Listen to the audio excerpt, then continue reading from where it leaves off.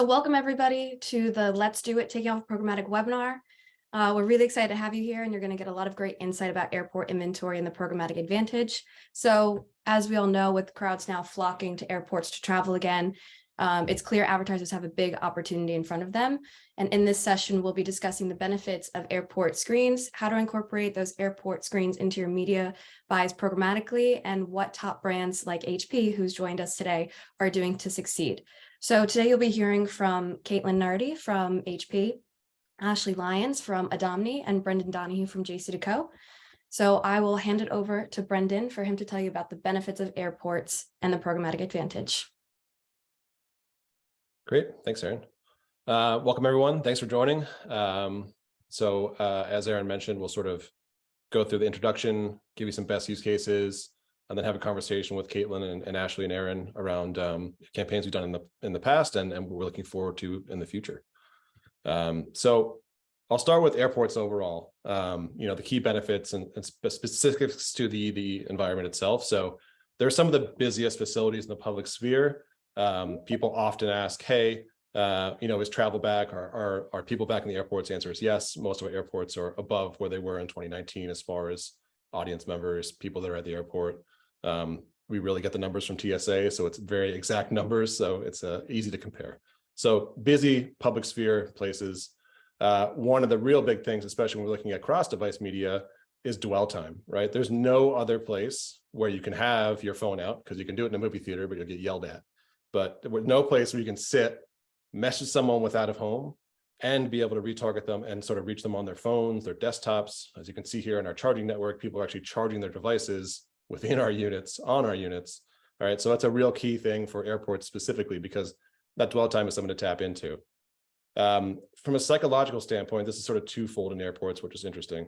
The first is that when you're in an airport, you are used to looking at signs. You're used to being like, okay, wait, where's my gate? Okay, what else am I doing? Okay, what am I going to shop? Okay, where am I going to buy my $12 beer because I'm traveling? And that's sort of the second thing, where it's when you're traveling, you are primed to spend more money because you're out of your comfort zone. You're doing something different. You're not doing your day-to-day thing. You're going on a venture. So that sort of psychological space is also not just about knowing when to look at signs, but also, hey, if I'm traveling, maybe I'll splash out a little bit. So brands in the airports can tap into that as well. As far as hard to reach audiences, you're going to reach your CEOs, all of them, as they fly, right, within the airports. Business decision makers, we'll talk a lot about this with HP as well. And whether that's old or new, or whether that's work from home or work from an office or both, that's a really hard audience to reach, but we know that they live within the airport environment. Also, high frequency and high viewability are key here. It says it on the bottom right here, not all screens are created equal and out of home, right? So there is a premiumness here too, which we'll talk about in a second. If you see, this is what it looks like in the airports, unmissable, right? So you can reach your audience, you know that they're going to be walking through, you can hit them with a certain amount of frequency, and then be able to retarget them if you'd like. And you know exactly how many people go by in the airport each month. So really, really unique audience, unmissable media that can drive the awareness at the top of the funnel, and then you could actually pick up down the funnel with cross-device. And then prestige and value, right? So if you live in a city where your airport was recently redone, probably took 10 years, probably took $10 trillion or something outrageous, right? So these are like architecturally significant places. Governments invest a lot of money within them. We partner with all of our airports to drive additional revenue for the airports themselves and the cities they live in, but also they're prestigious, right? So this glass building, the steel, all of that is a place you want to surround yourself in the brand. We did a research study, which I'd love to bring up because we just compared different mediums. 2 fictitious brands, one's B2B, one's a fragrance, right? And so we asked 200 people nationally and 100 people internationally, where do you think this brand is? Like, what's your perceived value of this brand? And for the B2B example, we show an example here. Just being an airport sets you above sort of print, social TV, and online display, right? So the medium is the message, is the point here, right? Where if you're in an airport, you're in a premium environment, it lends itself that premium halo to your brand when you're running there. Similar for the fictitious fragrance brand. We asked people, hey, how much do you think this item costs retail? And again, that halo, airport always had a higher brand cost associated with it. So the premiumness does transport across B2B, consumer, all of that, but really it is about airports and the fact that that premium environment can halo towards the rest of your brand. So That's a big thing there. We talked about premium as well. So people often ask, what kind of audiences can you reach in airports? Honestly, these days we can use data to get any audience you were looking for and sort of measure against that. But within HP, what we did, and I think this is a nice sort of in between of what they were looking for. Of course, affluent professionals are in the airports, right? Business travel, like 100% of business travelers that are flying, or you're going to reach them in the airport, right? It's a nice, easy slam dunk there, right? So we're seeing more people travel. The affluent professionals and also the sort of millennial and Gen Z, they're sort of coming together, right? As millennials and Gen Z are sort of taking over the workforce, those business travelers are both the business decision makers, and they may also be the leisure travelers too, right? So I think HP did a really great job sort of capturing that market, and we'll certainly talk about that later. But I feel like this lives within both places in the airports, right? We have our classic B2B, and we also have like our little bit of leisure, but also probably working. I'm currently on vacation, but I'm also now currently working, right? So we're always blending these things, and I think it's a good thing to speak to. So I was stoked to see this campaign. I think it was really well done, and we're super happy that HP would partner with us on this as part of their overall out-of-home package. So we'll talk about that in a sec. So I wanted to sort of pause and then talk about classically bought airports. This is not a new medium per se with digital or out-of-home in general, but programmatic is bringing new things to the table. So I want to touch upon those, and I'll do that after I take a sip of water here. Thank you. All right, so the big one, classically out-of-home is bought in 2-week time periods, 4-week time periods, potentially, right? Network wide. Of course, you have static, which is great too, and I think that still has a place within airport buying. But the real big difference for programmatic, I'd say, is the flexibility. Flexibility can be a loaded term because you say flexibility and you say, well, what do I do with that? So I'll try and give you some examples too in a second. But really, it's no longer 4 weeks straight, 24/7 running the media every 8 spots or 10 advertisers, right? Really, it's about, do I want to be on this day part? Do I want to run all days of the week? Do I just want to run the weekends? Do I just want to hit those leisure travelers in the week? That type of thing, right? When it comes to capabilities, what you're already doing, especially if you're coming at this from a programmatic world within audience targeting with first and third party data, you can now do that in the airports, right? So you're porting your data over both for the digital out-of-home media itself, so like airport networks, which we showed the pictures of there, or across device targeting, right? Show me all my B2B decision makers that I have, I'm targeting on my mobile and desktop. Now I can see them in the airport. Can I retarget those guys, target them in real time, target them a month after, and see the lift between my classic third-party targeting and the people that are exposed out of home? Measurement, a big one now too. So location data to match mobile IDs. So we're doing footfall. We can do brand awareness and conversions. People always ask about measurement. It can be done, whether it's funnel or conversion or website visitation. There's definitely more solutions out there for you to be able to measure that, because you're used to that in the sort of digital native world. And then event-based buying, which is a big one too. Like flexibility, this is an example of essentially using flexibility. So I like my example of, if you're going to be a hotel and you want people to be going to your heads and beds like that weekend, Thursday, Friday, maybe is the best time to hit them in the airports. Maybe you want to know what terminal they're from.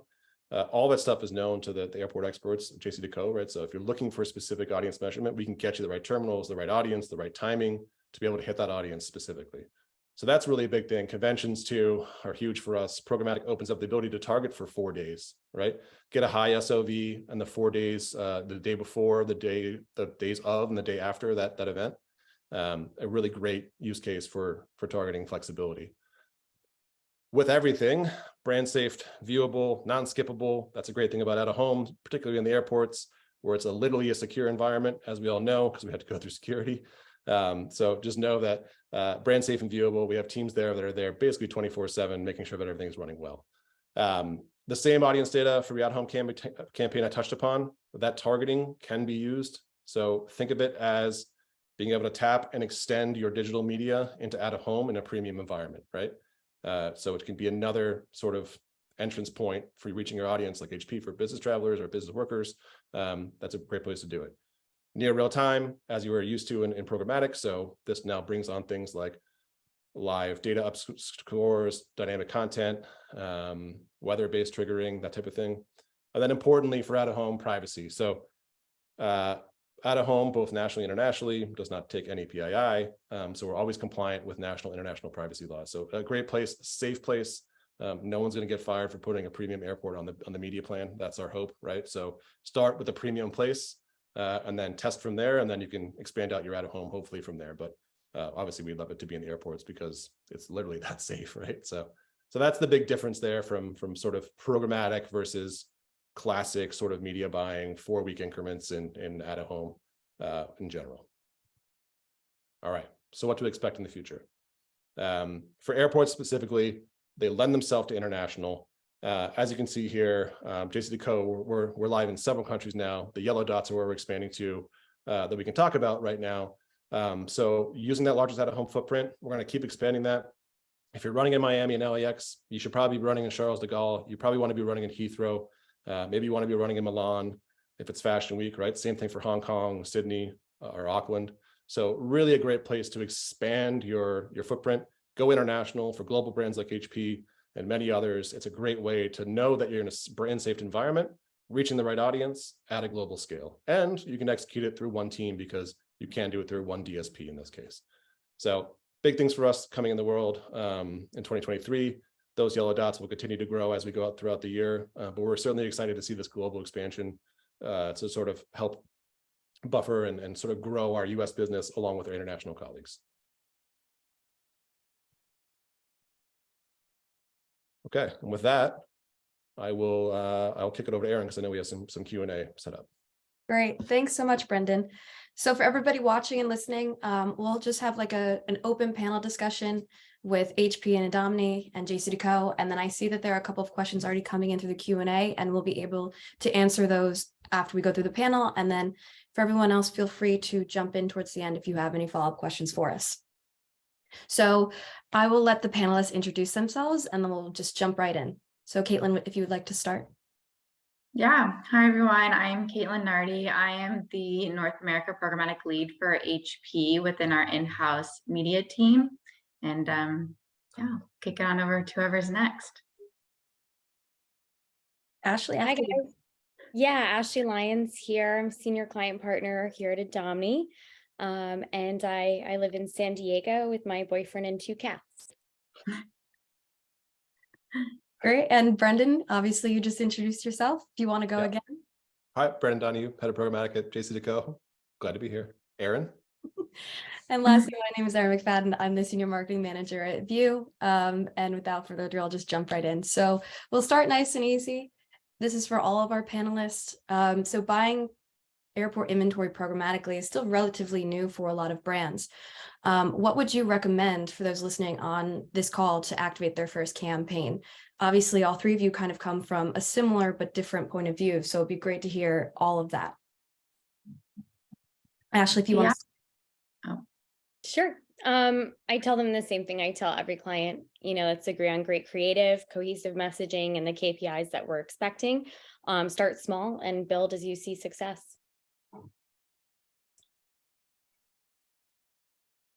Great, Caitlin.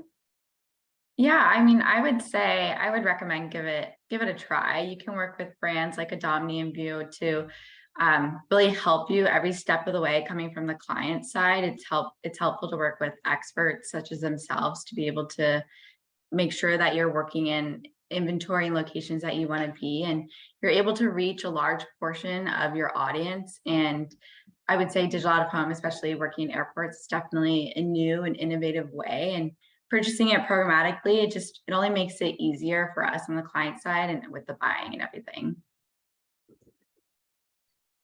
Yeah, I mean, I would echo what both Caitlin and Ashley said. It's easier than people think to execute. It can be done really quickly. You probably already have the creative sizes in your creative set. If not, just some small tweaks can help you there. We have AI that can even tell you if your creative's going to do well in out of home. So you can take your social media ad and then port that into out of home. So it's easier than you think. I'm glad more and more people are coming on board, obviously, because like we said, the flexibility, easy place to test with budgets too. So you don't have to have a sort of gigantic budget. You can sort of test about one airport, do kind of an A/B test and get going from there. Great. Now, Ashley, we heard a lot of positive attributes that we can pinpoint to airport advertising throughout Brendan's entire presentation. But what do you think is one of the most valuable aspects about airport inventory? And what do you tell clients when you're working with them of their interest for airport inventory to buy programmatically? Definitely the broad and the niche of the target rich environment. A private airport might bring Bill Gates flying home from the Super Bowl in San Diego, you'll get me. So, that's a major thing, that it could be anybody that you're targeting. And then also the mindset and that dwell time that we touched upon earlier. Travelers, they're in a great mindset. They're excited to be getting home, or to see loved ones, or to be headed somewhere for an adventure. They arrive there hours in advance. And so they're really receptive to messaging. It's a gold mine for attention span and an ideal consumer mindset. Yeah.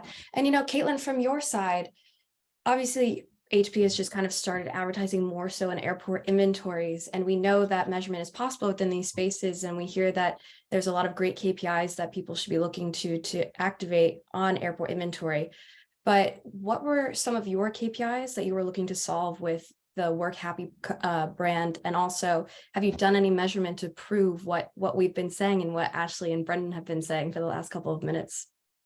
Yeah, so us running this digital out of home campaign, especially in airports, was honestly tied in our overall campaign of Work Happy very well. The whole idea is to focus on remote workers. As I know, over the past couple of years, it's been very important to companies and employees to be able to work remotely. And here at HP, we wanted to make sure that we were showcasing that employees can work wherever and still be accessible by their companies for their teams. So by using digital out of home in locations such as airports, we're able to reach that from remote worker that's traveling from location to location and driving awareness of HP's product capability. And it was really able to showcase how HP leads within the new modern work era and showcase all that awareness of our new products.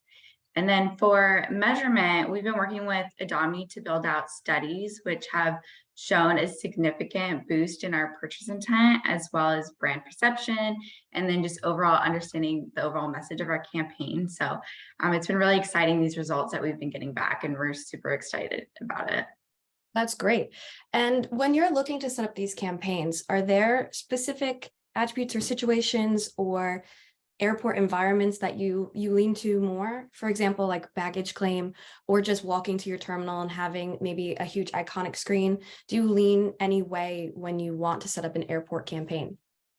I would say this is where we rely a little bit more on Adomni and the expertise such as that, but we want to make sure we're catching our audience's attention the whole time they're throughout the airport, especially when they're getting to the point of where you've gone through security and you're starting to relax. Like, I know when I travel, I'm working, I'll whip out my laptop once I'm like settled down and calm, making sure I made it through. So we're just making sure that we're staying on top of mind and reaching our audience and catching their attention pretty much throughout the whole location. Yeah. Ashley, from your side, when you're working with HP or any other clients, are there any sort of environments or attributes of airport inventory that you would recommend to your clients, or is it really just campaign based? It's really situational. Our situational targeting was twofold with HP. First, there was those hybrid workers, the C-suite jetting off to worker play while still plugging in once they get through security, in this new post-COVID world. And then we also, for that, we targeted a list of tech forward cities. So that was always on. And then secondarily, we had our conference attendees who are getting back in action, excited to be mingling again. So we chose a number of fintech and IT and HR related conferences.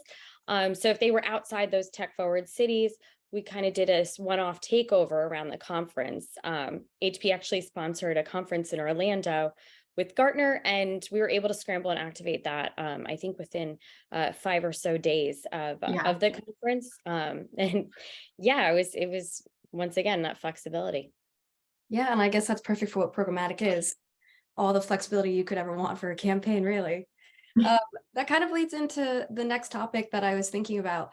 So Brendan and Ashley, you're on both sides of these conversations. Are there any verticals that are more popular for airport inventory or who are advertising within the airport environment? Obviously, travel is a big one. I would assume luxury as well, but are there any others that are just popping up that you're seeing?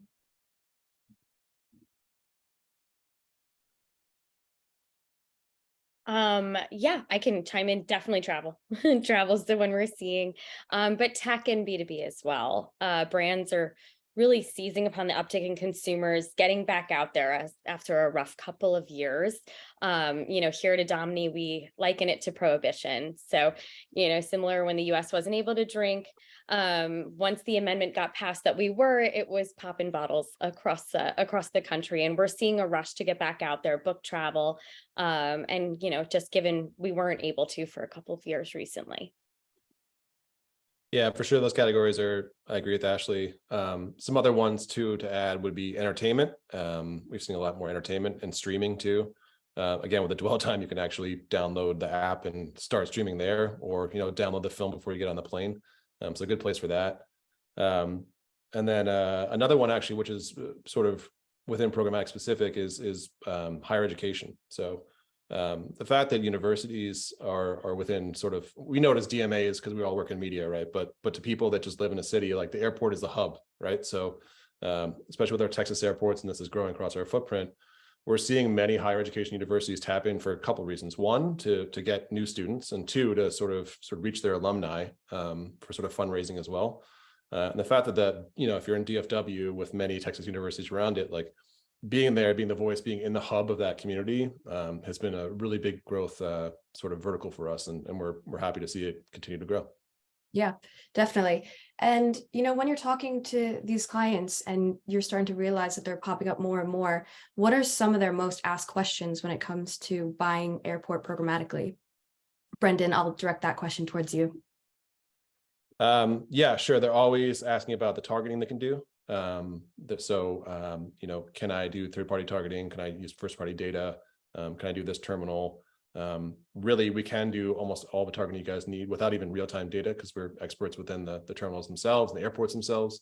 Measurement, which we touched upon, like, can I measure this? Absolutely. HP is doing it now with Adomni, and we're part of that as well. So it can be measured. And how easy is it to execute, which I think we touched on too, where it's pretty simple. You can get live in 24 to 48 hours. You can find out that you had a convention you need to be surrounding 4 days before, and you can get going, right? So those are all the things that programmatic sort of make available. Mm-hmm. Ashley, what about on your side?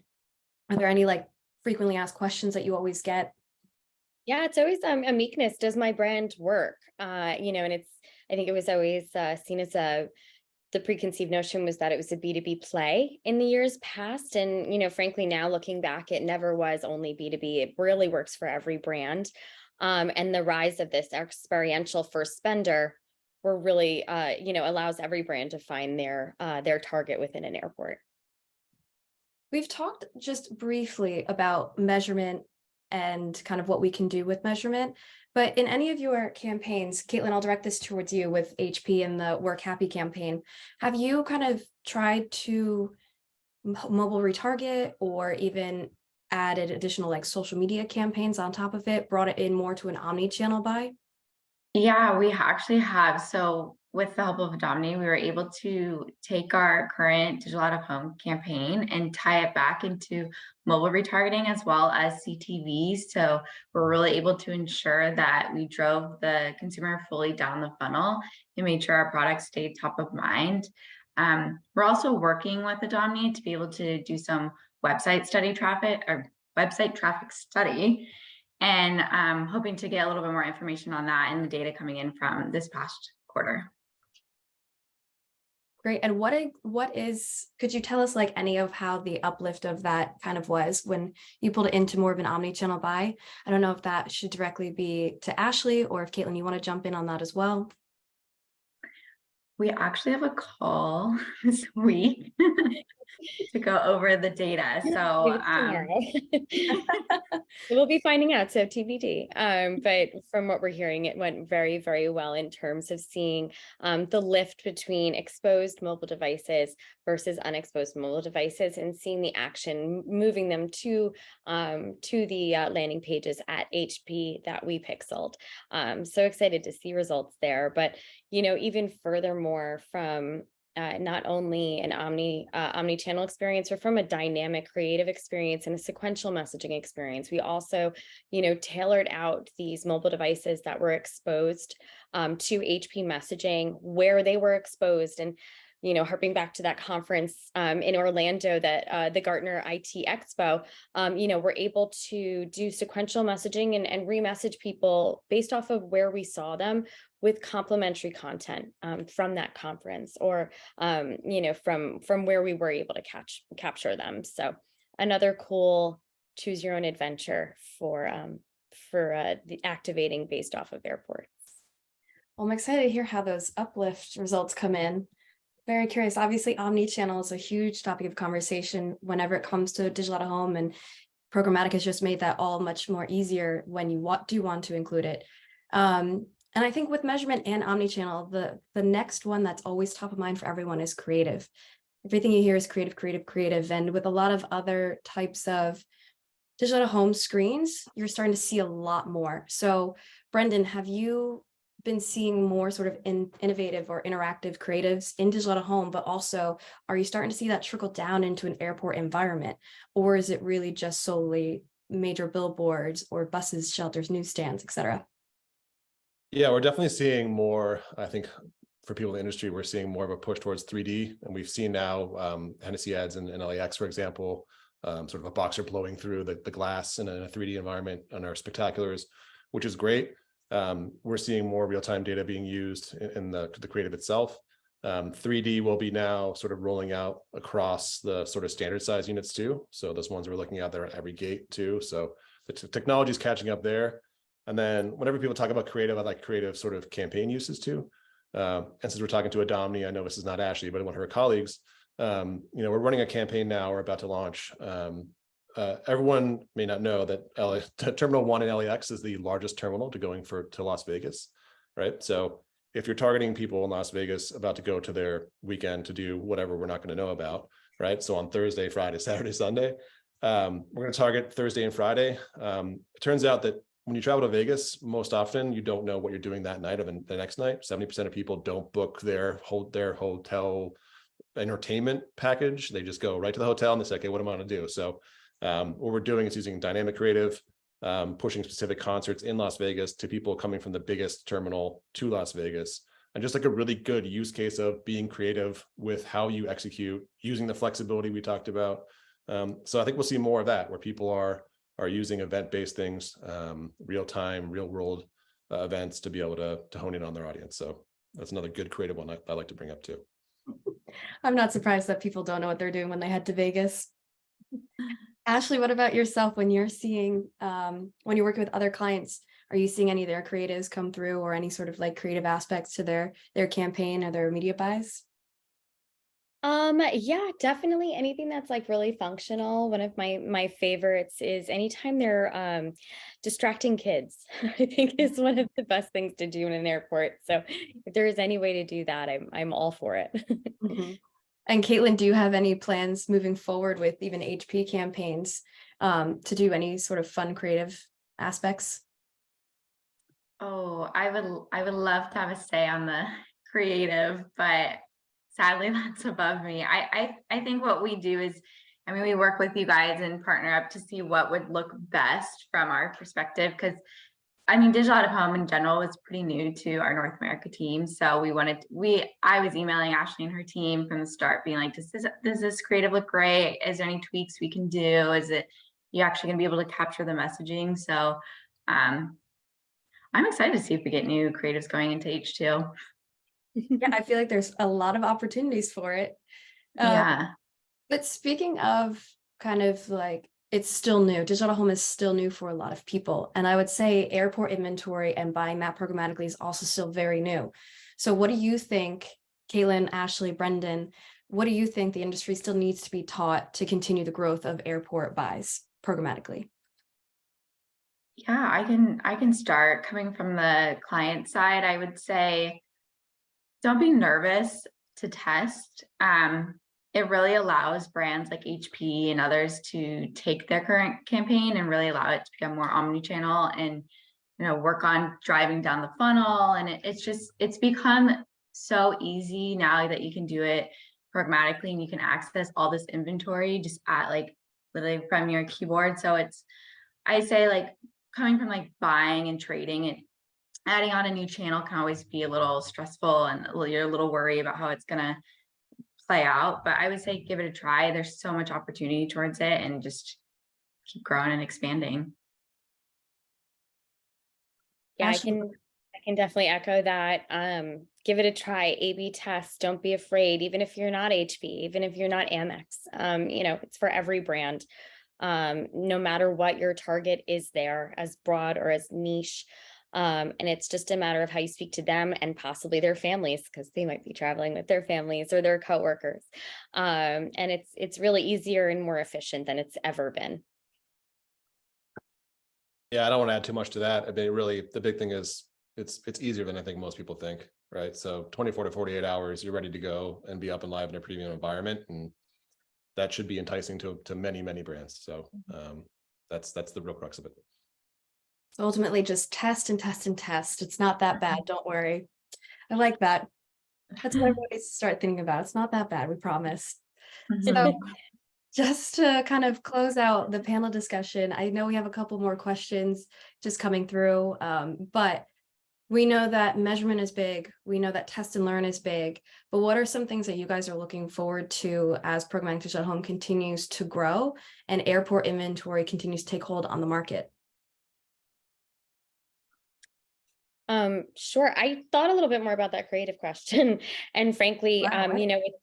with the advent of like the AI chatting and the AR and VR and metaverse, I feel like creative, having people, in this captive environment for hours before their flights, this is really a time to connect the physical and digital worlds. And you have the people, you could really take them on different digital journeys within an airport environment. So I think seeing like pushing of that metaphysical world and connecting those kind of experiences and bringing them to the investments you've made as a brand in digital environments.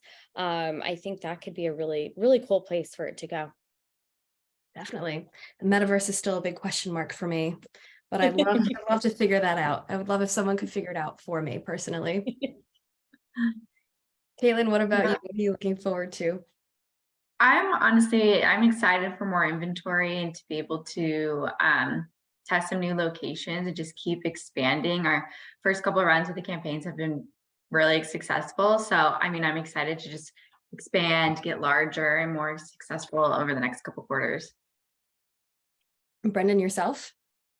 Yeah, similar to those two answers, actually, really. One, like seeing more creative and brands investing in airports, right? That whole, like, you're on a journey, the whole psychological aspect of it, tapping into that, making creative that speaks to that audience, whether they're with their families or not. And then to Caitlin's point, global expansion, which I touched upon too. So like, I'm really excited to be working with my partners in Sao Paulo. I'm really excited to be working with my colleagues in London and Paris, and we do it more and more all the time. And we're seeing campaigns come from Taiwan that want to tap into DFW. And like that to me is amazing. And we're excited about that. So seeing that expansion, both for single markets and multi-market campaigns is really exciting to me. And we're doing a lot of work on it. So that's exciting too. But I do think that for both of their answers are really good, that like, it's a moment to capture. And I think that you can do that at scale as we scale across the world. Definitely. And I think that's what's made programmatic such a huge benefit to a lot of people, is that you have that flexibility and it's like a more streamlined process and people globally can actually work much, much easier together. So that's a great point to make to everybody here on the call. So we have a couple questions that were submitted prior to the webinar. So I'm just going to ask you guys, and then we'll jump right to the Q&A that has been sent to us throughout this webinar process. So Brendan, we'll start with you. How would you encourage someone who used to sell digital home only direct? How would you encourage them to sell programmatically? So I think we touched upon it with the flexibility. That's the big one, right? So finding creative solutions. Maybe it ends up being highly tactical. Maybe it's an event, in Orlando for 4 days, right? But that opens up a whole new client roster, a whole new client tactic that you wouldn't be able to do direct. So I think of it as a more fun version of working with your clients and saying, hey, what are you trying to solve, and how can we do that with programmatic? So that flexibility really can be the way you get the difference between traditional buying and programmatic. So that's the big one, honestly. Definitely. This is for all of you, if you want to spill some tea for us, what is the largest programmatic program you've run? And if you want to tell us, who was the client for? Although I understand if you can't tell us who the client was. Ashley, we'll start with you. Why not? Sure. So I think she's on the call here. So HP's definitely been my largest to date thus far, and we're looking to expand globally as well. So it's only sky's the limit for us. Yeah. Yeah, and I'll say, I mean, I can't name the client specifically, but we are seeing just across even just airports too, not including our street assets, clients reach close to 7 figures for just 1 year. But there are many that are doing 25K or 300K or 100K, right? And I think once you get to that level, around 125K or so, where we can do research as added value, that's something to take advantage of. So many people are taking us up on that. And so we have several studies going on now. These guys are getting that back next week. Hopefully we can share that or at least see the great results once that comes out later this week. But yeah, there's a lot more investment. Last year was exponential growth for us in programmatic in airports. So we're happy to see it continue and have partners like HP as well. That's great. Back to some tougher questions. Airport impressions historically are calculated based on the whole airport or the whole terminal. How is it measured now? Brendan? Yeah, that's an easy one. It's just GeoPath. So GeoPath measures the impressions. That's an industry standard, and that's what we use to do our media impressions. Mm-hmm. And does airport inventory ever or often sell out? It can sell out at key moments. So, the things like F1 in Miami this year, event-based stuff, like that can get tight. Holiday travel, everyone in their media planning mind thinks like, okay, well, Thanksgiving's probably a good time. And they're right to target people. So it can get tight then. But when it comes down to it, if we need to do programmatic guaranteed deals, or if it needs to book direct, like we'll try and make the case for it. I often tell my partners, even though the majority of what we do is non-guaranteed, is that if inventory does get tight, and it can, you'll know about it before it goes completely dark on you. So, yeah. Great. And this last question is for Ashley and Brendan, probably. Can you speak more to how measurement works with the programmatic campaigns? Sure. So, luckily we all have a tracking device in our pockets at all times. So our source of truth here at Adomni is mobile device ID. Essentially, we take an exposed grouping of mobile device IDs per GeoPath impression measurement with a partner called Reveal Mobile. And then we do a lookalike grouping of non-exposed mobile device IDs, and we measure a lift between those two. On most basis, we do that. For brand lift, we also do still employ some survey-based measurement. Great. Brendan, anything to add to that? Yeah, no, very similar for us. Multiple research partners we can tap into. I just think that airports are a particularly great place for mobile ID capture because of that dwell time. So as far as a stable, really nice audience coming from location companies in the past, it's really as good as it gets, being large and stable. So also foot traffic and things like that, like we talked about as well, but really Ashley hit the head on that. Great. Now we'll gladly open it up to anyone on the call who has a question or anything that they may want to add. If you have an opinion on something, feel free to just jump right in, unmute yourself and ask us anything you want.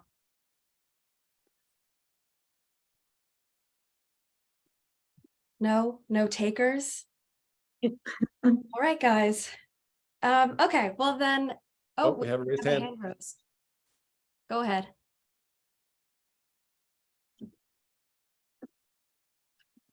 Looks like someone raised their hand, but we can't hear you. If you want to type in, oh, there you go.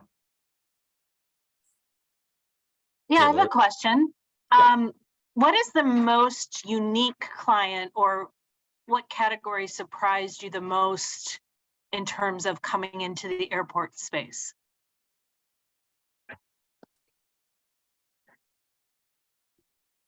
For me, honestly, that the education and how many now higher education I don't think, they're not companies, universities we're working with, and that regional sort of push, that was unique to what I thought the local clients would be, and the scale we can do. But it really fits all the flexibility, running for semester long or 2 semesters long. Really want to heavy up on spring break, things like that. It makes sense in the airport. We see tremendous growth with that. So that one's I didn't expect, say in the early phases of 2022. For me, influencer marketing companies, like fellow ad tech companies that came to us for our digital out-of-home experience. And it made perfect sense after I thought about it. You know, of course, influencers are, selfieing themselves on planes and taking pictures out the window. So I wasn't expecting it, but it was it made perfect sense.